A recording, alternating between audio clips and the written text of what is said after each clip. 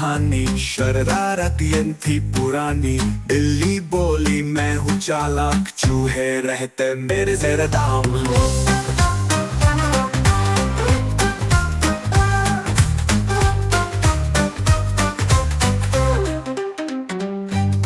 چوہا ہنسا جھٹ سے بولا، بلی باجی چھوڑو گولا۔ تانا ہوں میں نہ آؤں، پکار دوڑ کے جاؤں، بنوں میں بگڑ۔ بلی چھپ کر دبے قدموں، چوہا ڈھونڈے کمرے کونوں۔ چوہا بولا میری بات سنو، پوچھو پہیلی پھر آؤ پکڑ لو۔